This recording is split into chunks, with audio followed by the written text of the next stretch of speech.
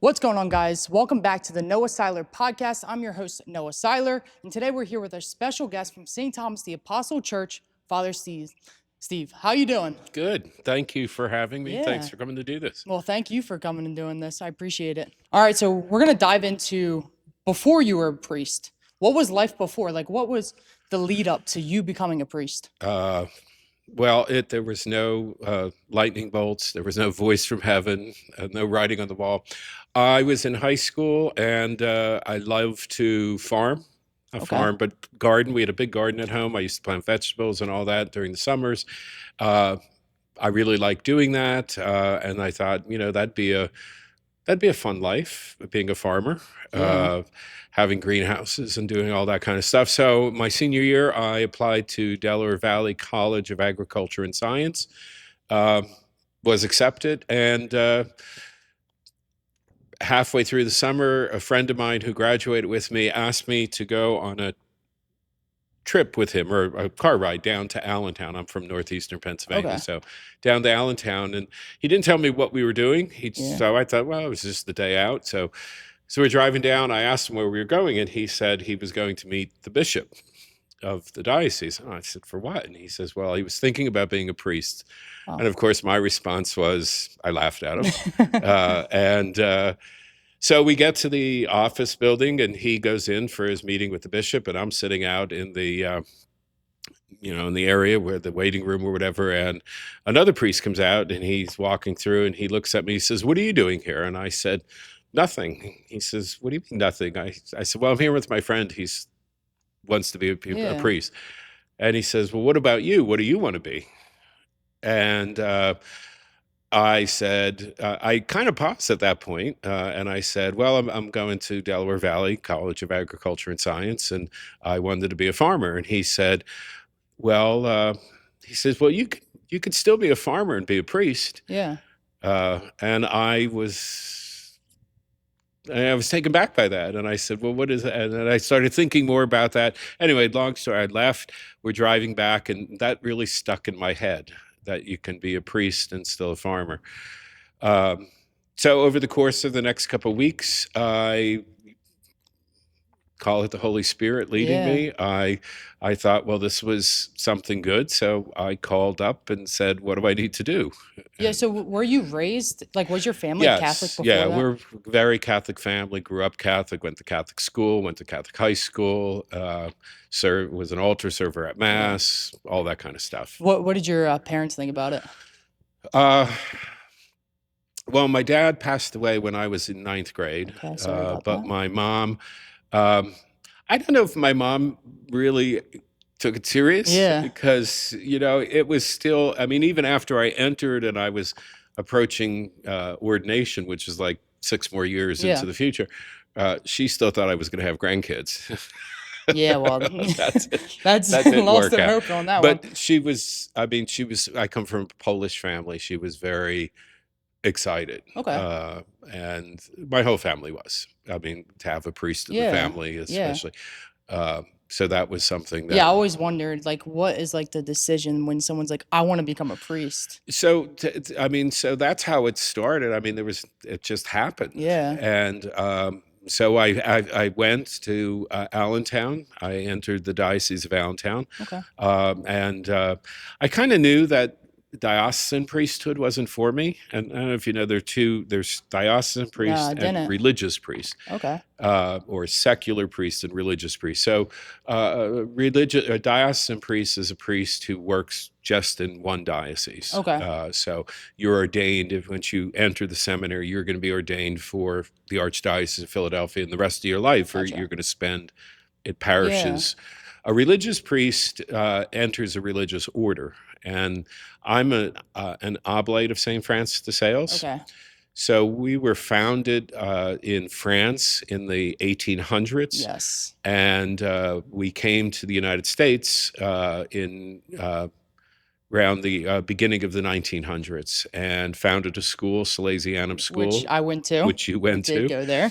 And I taught there for some years, but the Oblates then became teachers. We worked in parishes, prisons, colleges. So all different kinds of things. So I entered the Oblates after I left the diocese because I didn't want to live by myself, Yeah. if that makes No, it's sense. definitely fun, like living with other people.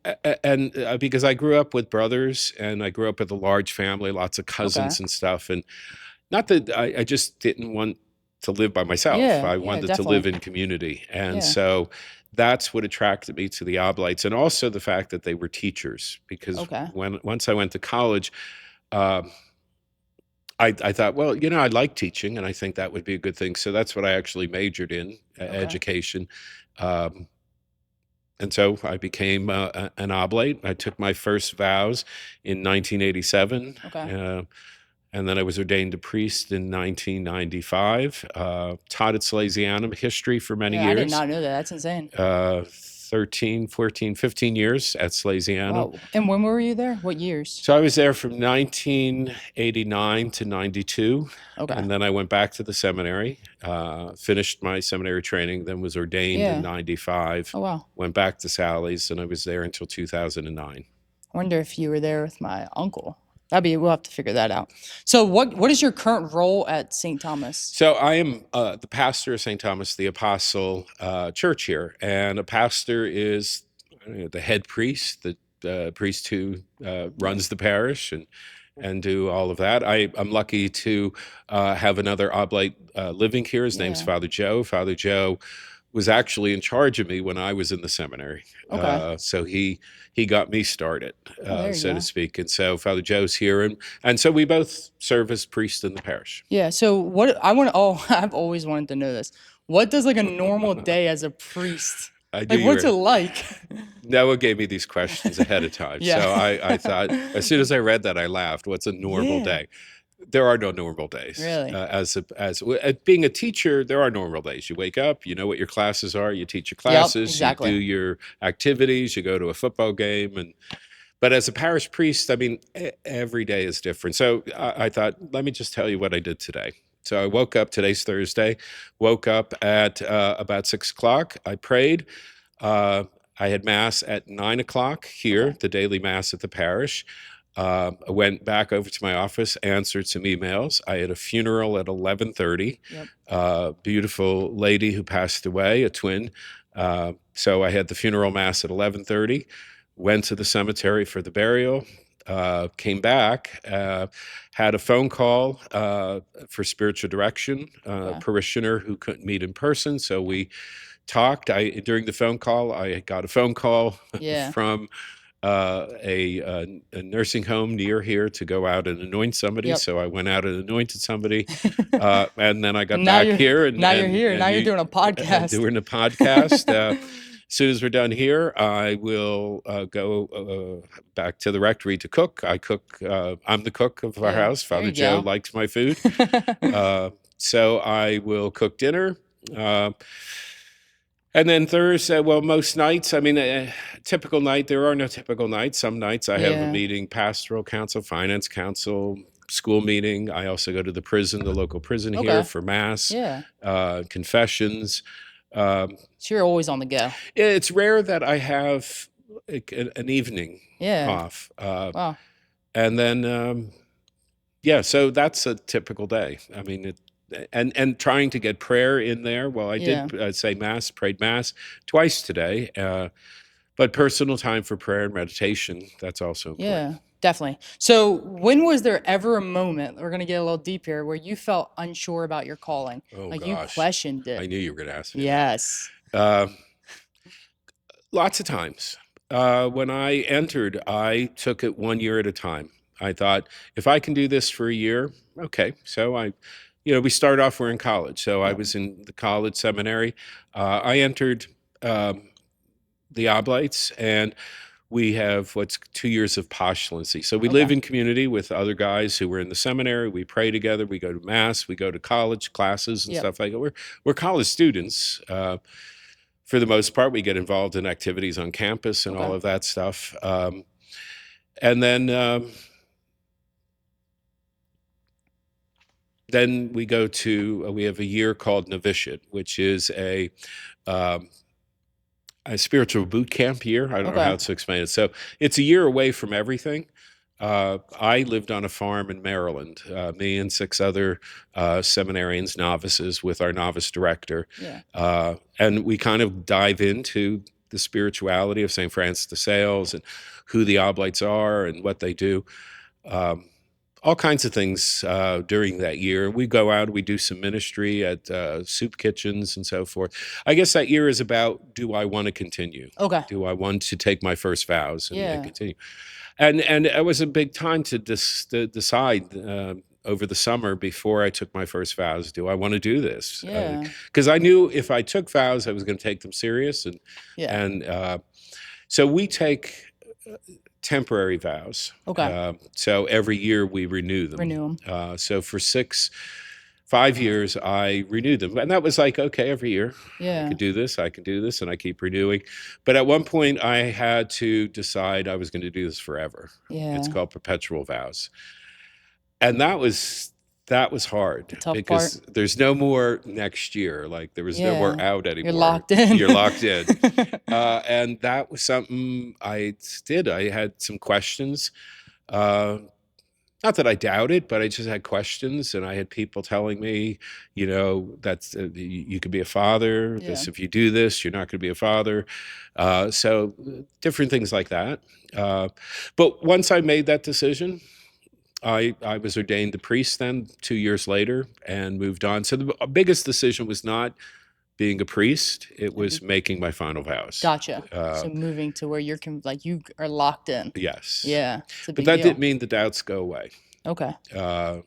And there was a time when there were a lot of things that seemed to be going wrong in the church.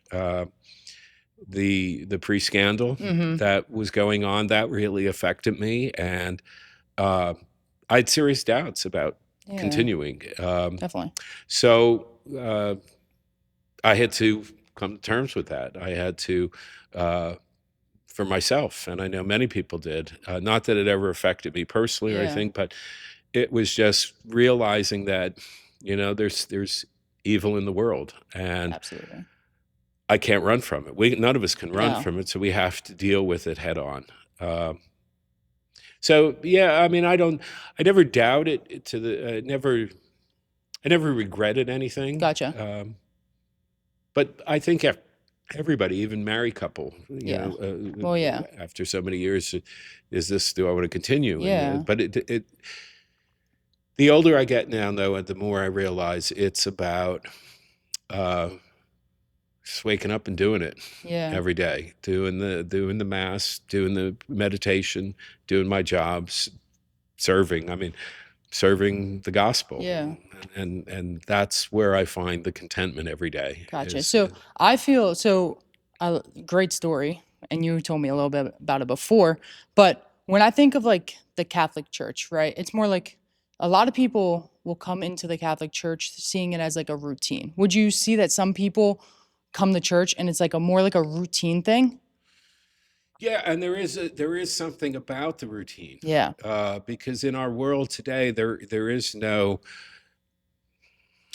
permanency. Yeah. Things change and Absolutely. so fast, but that's the thing about the Catholic Church, and I think what's important about it is that it's the same as 2,000 years ago. The same Mass I celebrated here on this altar is the same Mass that priests have been celebrating for 2,000 years. And that's important, that I'm doing the same thing. I'm praying to the same God. Yeah. I'm praying throughout the day with people all around the world who are praying to God with me. And I think that's the beauty of the Catholic Church, is that we don't change with the wind. Yeah. We don't change because somebody says, "Oh, well, this isn't popular anymore."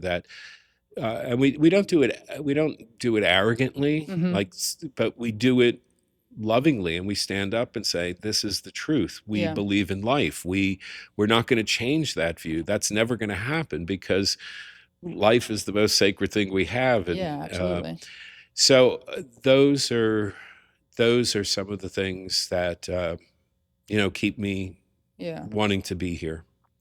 Okay, yeah, because when I was talking to someone the other day, and we were talking about like what is a real relationship with God? Because some people, like this person, will come to mass and just see it as like, okay, their parent told them to keep coming and just go, and now they don't see it as like they're coming here to like feel and pray to God. They're more here just because it's a routine.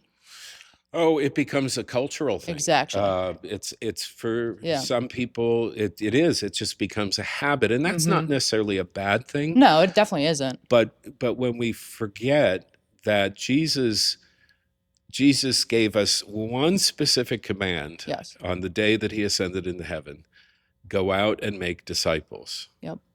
That was his final words to us. Go out, and what does that mean? It means taking this gospel message that we live and we hear about at mass, and living it in our lives and sharing it with people, and uh, finding those people who are lost in our world, those people who Yep. may not have a faith, or who have walked away from their faith, or who are suffering from any number of addictions and Mm-hmm. and all of that are out there, and people that are just struggling to live as opposed to exist. Yeah. And we need, all of us, we need to be aware of that in our daily life, and it could be as simple as saying, um, I'll pray for you, Mm-hmm. or asking them to pray for us. Yeah. Totally.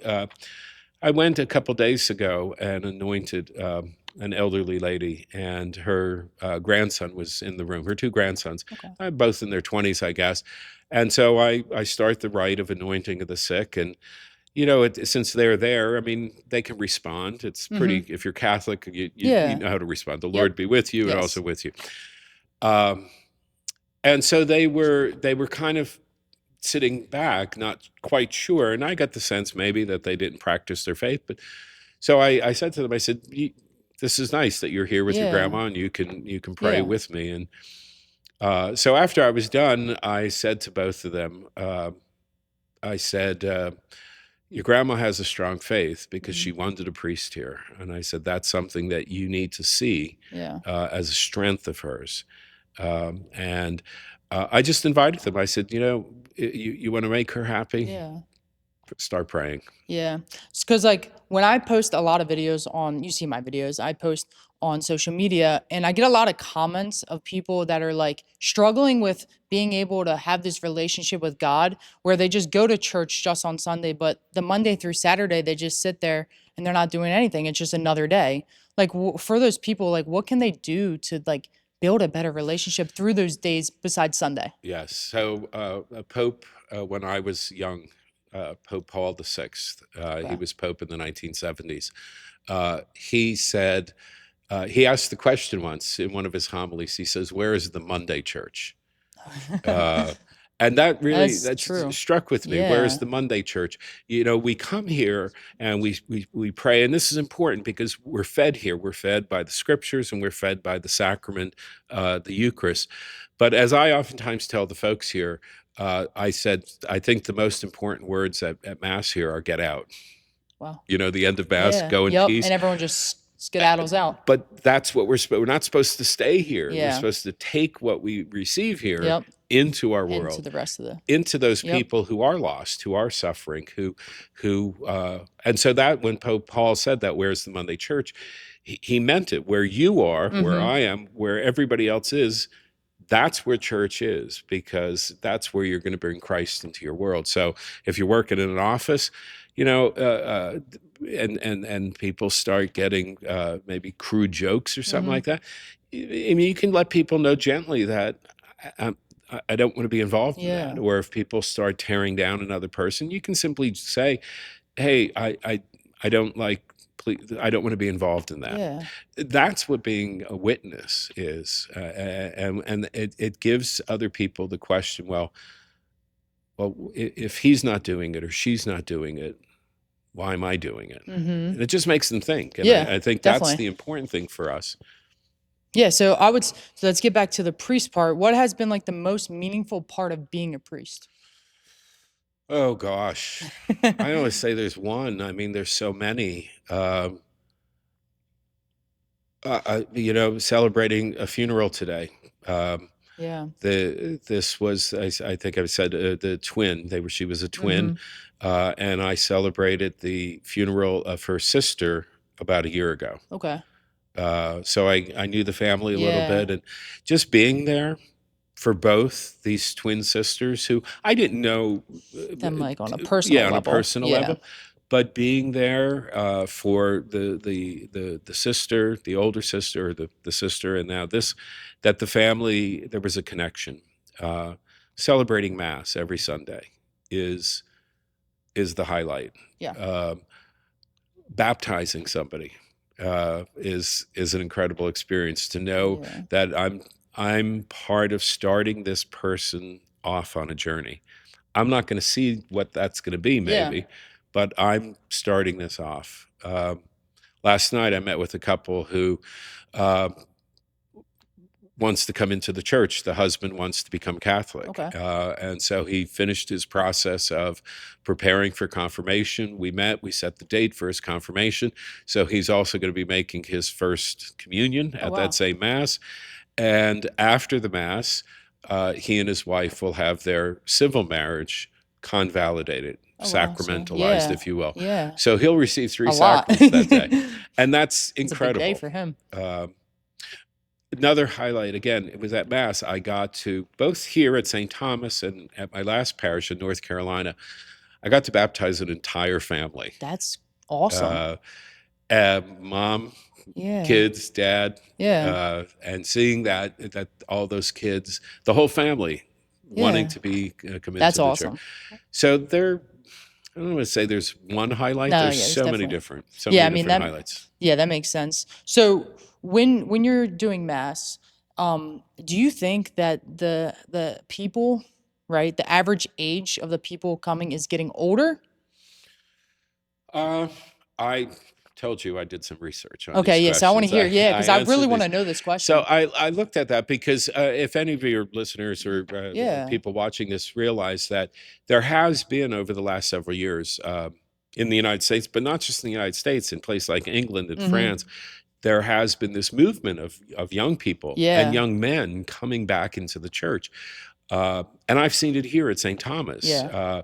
We had 4 young men come into the church at Easter time. Yes. Uh, an 8th grader, a ninth grader, I'm sorry, a 12th grader, somebody who is graduating from college, and Yeah. a young man in his mid-20s. Wow.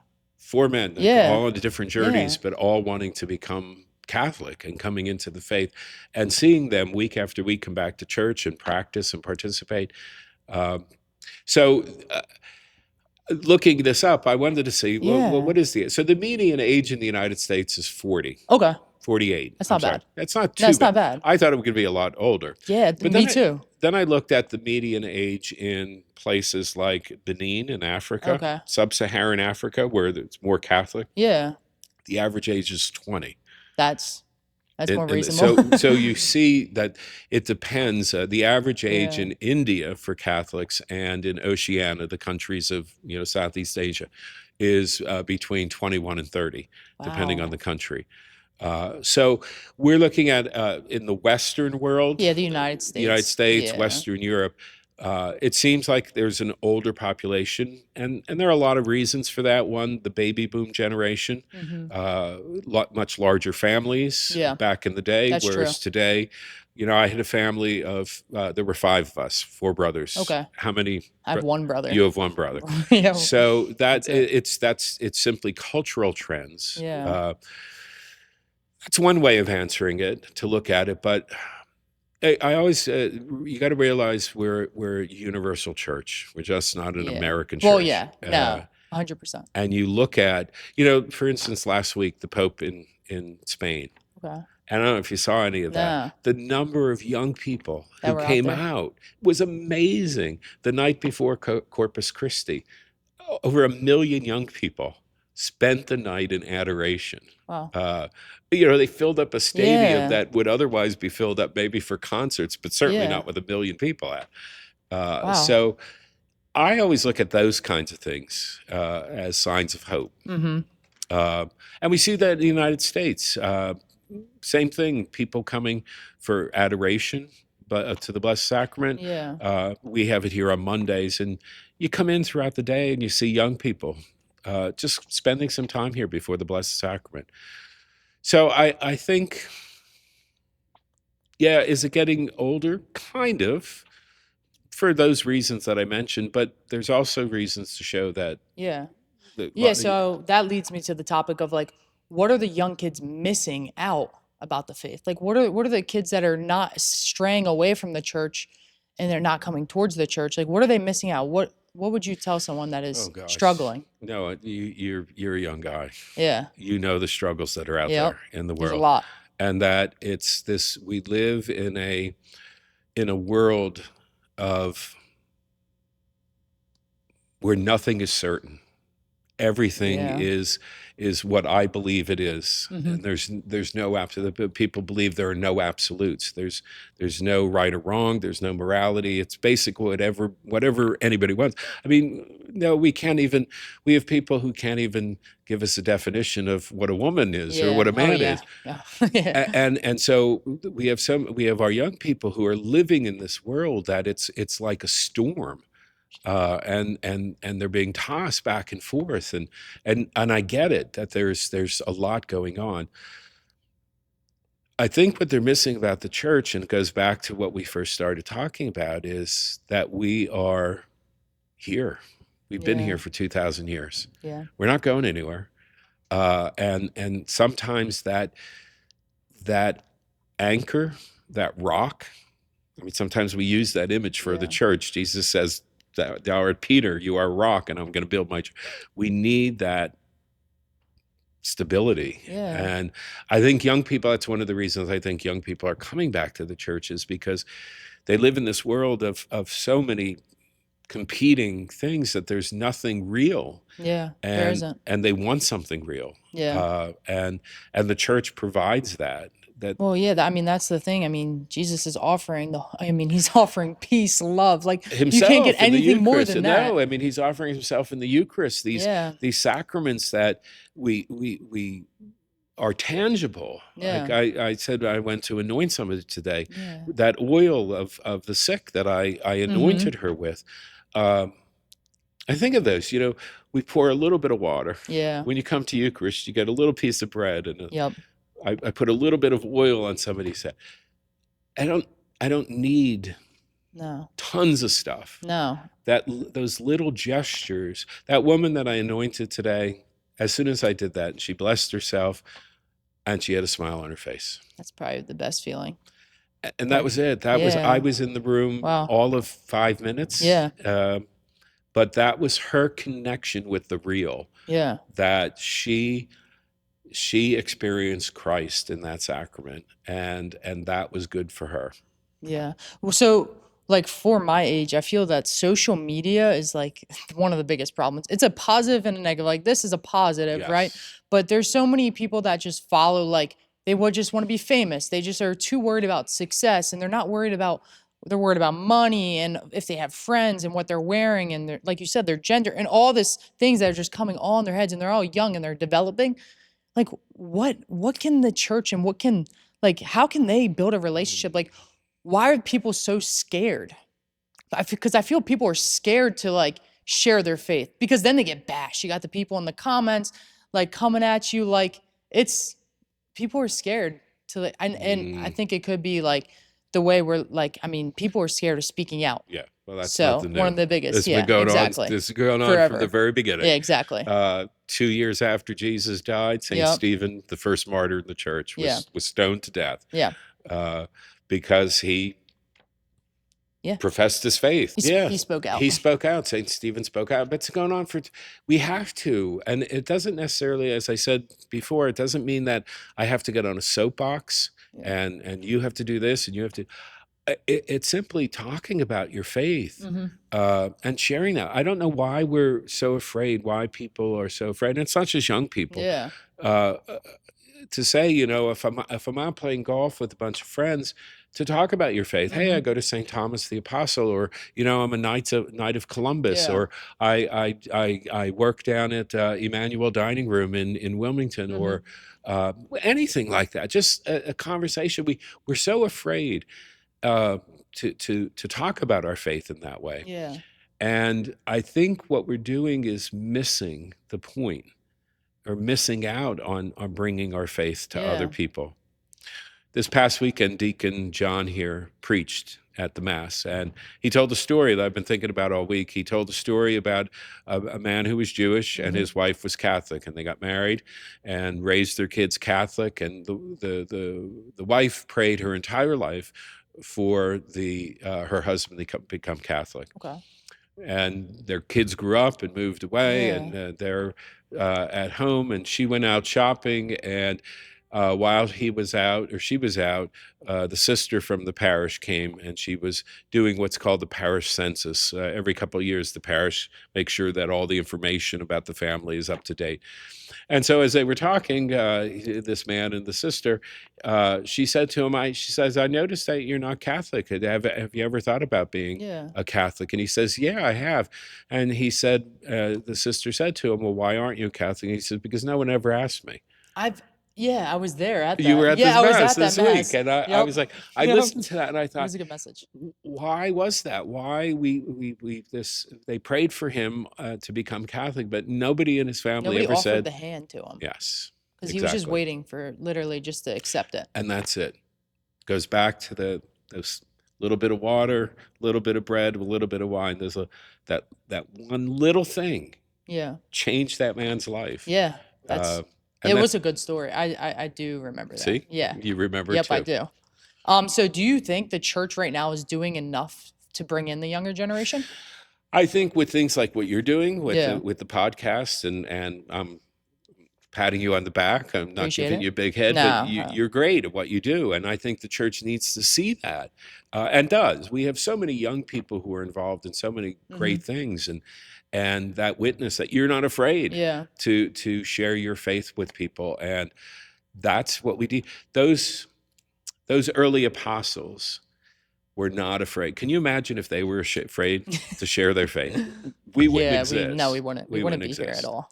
So that leads me to my show Yeah. and tell that Yeah, I show brought. me this. Let's Uh, see. so there's a book that came out called From Christendom to Apostolic Mission. Okay. It's a short book. It's only 80 some odd pages.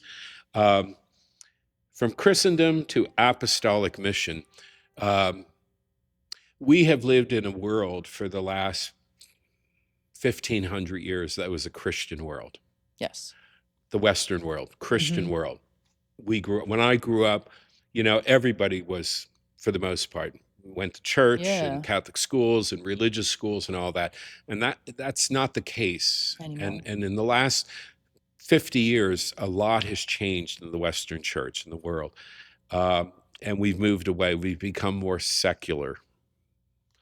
And so the premise of this book is that how do we today, how does the church move from a world that was totally Christian Yeah. back to the apostolic age, to a world where you were on these early Christians were literally on the fringe of society, Yeah. and within 300 years converted an empire. So they start with this tiny religion, 12 people. And 300 years later, the entire Roman Empire Yeah, is it's all. converted. Yep. That same empire who tried for centuries to squash them is converted to Christianity. What led the purpose is for us today, we have to capture that apostolic zeal. And why do you think that people are turning away from Christianity? Well, I think for a lot of reasons from Christianity, because Christianity as a whole, not necessarily Catholicism, but Yeah. Christianity has made a lot of concessions to the modern world. Yeah, they have. That we if we just did this, we'll attract more people. Yeah. If we allowed this, we would. Well, we've seen that doesn't work. Yeah, no, it doesn't. Those churches are not growing.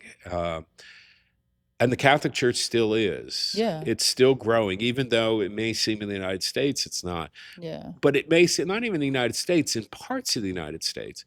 Now, I was down, before I came here, I was in North Carolina. In 1990, the population of Catholics in North Carolina was 2%. Okay. In 2000, it was 4%. In 2010, these are all the census. Yeah. In 2010, it was 8%. So that tells us something, that Catholics, like everybody else, migrate. And so there might be places where it seems like churches are closing, but you go to another state, and I was there. They built a new high school. 2 new parishes were dedicated, and they built a new cathedral for the diocese, Wow. which meant that it's growing. So I know there are some young people who may not feel that the church speaks to them. But I would say, continue to pray, continue to receive that sacrament of the Yeah. Eucharist and confession. We get graces in those sacraments that we need. Yeah. And without them, they kind of wilt and Yeah. and kind of shrivel up. It's the same with anything. I mean, you stop exercising, what Yeah. happens? Yeah, exactly. You eat junk food, and what happens? It's the same thing with our faith. You got to keep practicing it, Yeah. and that active participation, getting us out of my mindset where it's just me and God. It's not me and God. Yeah. Jesus didn't found a church where it was just you and God. He founded a church full of people, and we need to be involved in a community. Yeah. So with the younger generation, I feel like Catholicism, I feel like a lot of it is like, so like I taught a CCD class, and I was teaching 6th grade, and we were teaching them the Bible, and it's really hard to actually teach these kids and have them actually sit there and like want to learn. There's like a few, but a lot of them are just there because they're there. Yes. So like, how can we get these kids to like want to go there and want to have this faith with God and like open, you know what I mean? Like, is it the parents? It's not faith. Our faith is not just about, it's not book knowledge. No. I mean, that's important. Don't get me wrong. We do need to, but it's also about what I experience when I pray, and how I pray, and finding people that support me. There are a lot of young group. Like next week, we're going to have our summer youth camp here, and the kids love it. Because they're still learning, but they're also involved in their faith in so many other ways, so many like just fun ways. And I think that's kind of what we need to look at as well, that our faith isn't just about sitting in a classroom and reading books. It's about living our faith. It's about putting our faith in practice. It's about taking the younger kids to help out at a soup kitchen, or to do something that for the community. So I can understand why some younger people might feel frustrated by that. But it's also on them as well, that they have to get involved. They have to find ways of getting involved in different things. It's not like a cookie cutter, like everybody's the same. I mean, I would say I went through the same thing. Like when I was growing up, I didn't go to church every single, like my family's Catholic. My grandparents went all the time, but like we didn't go to church. We had sports events, we had this. And then when we went to CCD, we just wanted to get through it. It's like a checklist. You just want to check it off and get it done. You just want to get the sacraments and move on. And I didn't really find a real connection with God until high school, Sally's, because when I went to Sally's and we'd have mass like once a month. And every time the music was, they had the kids, everyone was singing, arms around. It's a whole different environment, different music. It's a little upbeat. And, but the homilies always focus towards the audience. So how does the church now start to focus like the homilies towards the younger kids? Because sometimes when I come sitting, I don't know what's going, like, I can't understand the message. But how can we have this message to where it's able to touch older people, but also be able to touch kids like my age?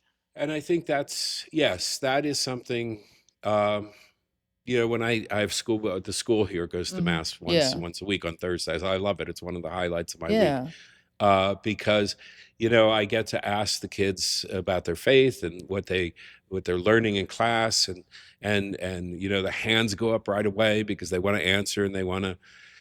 And that's certainly Sunday mass can be kind of hard because you are dealing with Mm-hmm. babies Yeah. to senior Yeah, I citizens, know. and you're trying to Yeah. hit different people. Mm-hmm. It sometimes happens and it sometimes doesn't. Yeah. Uh, but that again, that is contingent then upon each of us. Like we have a group of young adults who Mm-hmm. meet for Bible study Yeah. every week. Yeah. Uh, there are people here who in the church who meet to pray different Mm-hmm. devotions. So there are lots of ways for us Yeah. to get involved, even kids to get Yeah. What involved. do you guys think about doing like a youth group? We tried that, Noah. Really? You guys Yeah, did? we did several times, and Wow. and I think you mentioned it before.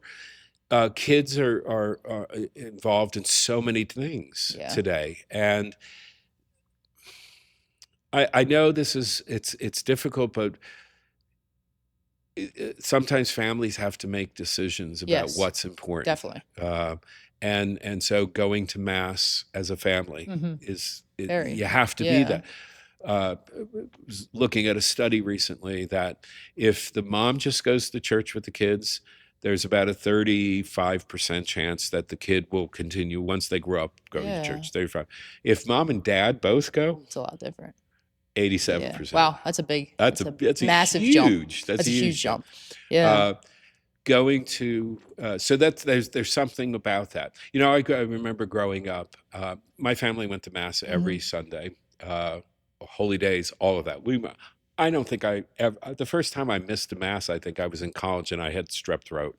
I was so like I had Yeah, 104 can't go. fever. That was the first time, and that was the first time. But there was no like, oh, mom, I don't feel like going today. Like that Yeah. would never. We never Yeah. questioned that because we knew that it was important for our So folks. do you think that like the biggest thing is the parents, right? Well, there is part of that, and I'm not Yeah, blaming duh. parents, Yeah, yeah. but a part of that is, parents, you want the best for your kids, so Yeah. you do all these things, and you make sure that they have the best schools and the best Mm-hmm. doctors and the best whatever. Yeah.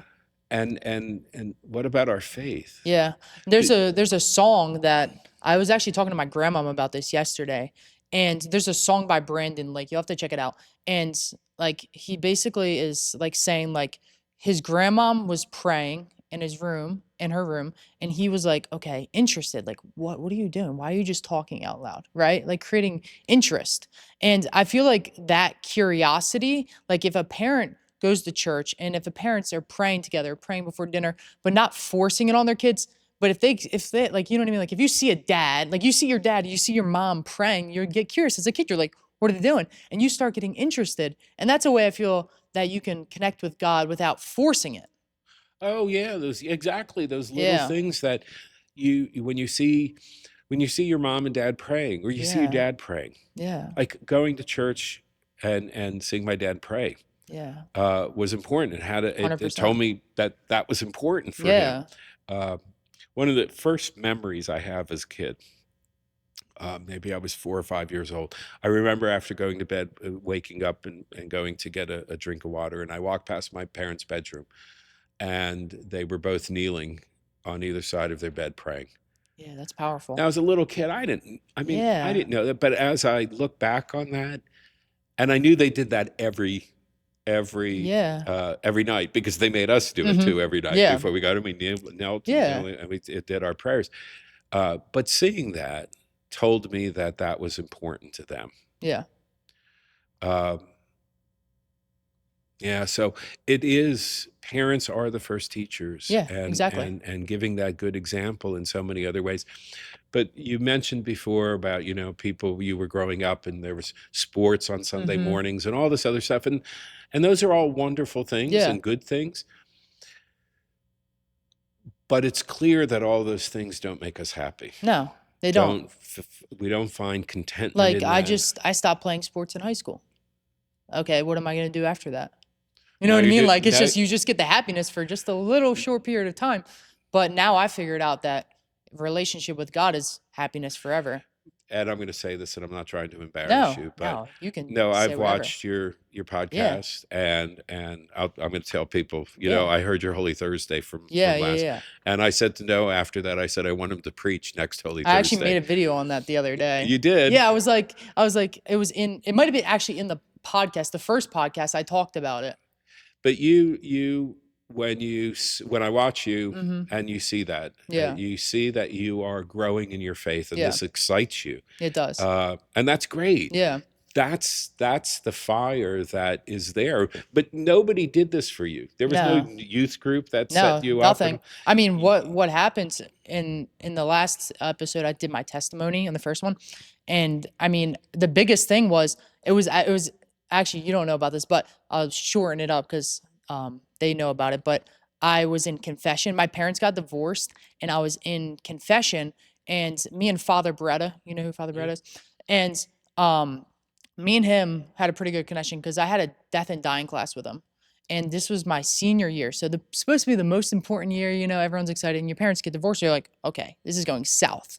And I'm praying to God every night. And I'm like, okay, I'm just asking so many questions because everyone tends to ask questions when something goes south, right? That's when most people tend to come to their faith.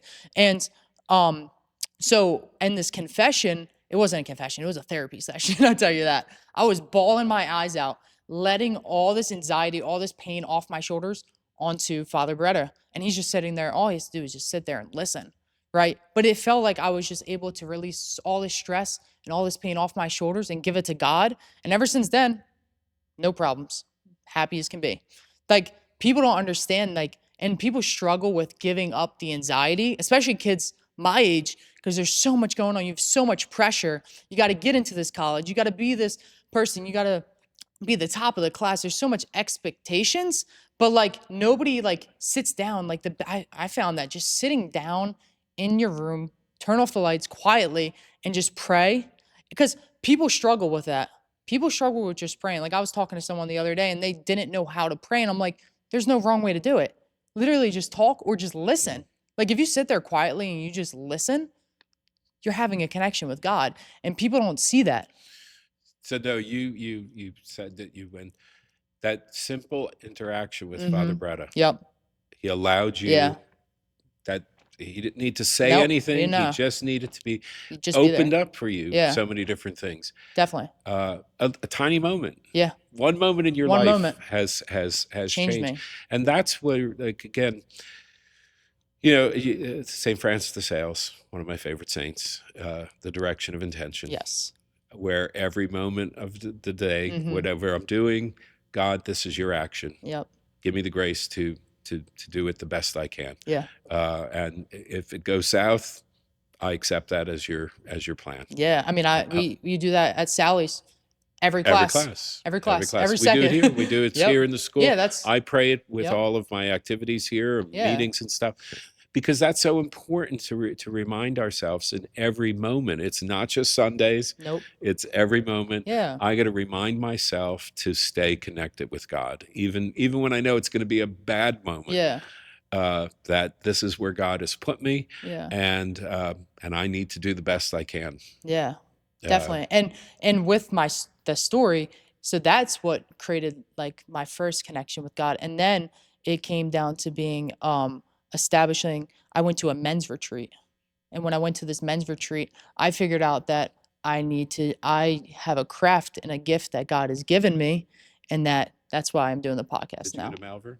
No, No, it was a different. I'll put a plug in if I can. Right here, not far Yeah. from us, is Malvern Retreat Center. Yeah. It started out as a men's retreat. You can look it online. There's stuff for older guys and younger guys and stuff. And yeah, that gave you a connection. Yeah. Something to look into. Yeah. All right. Last question.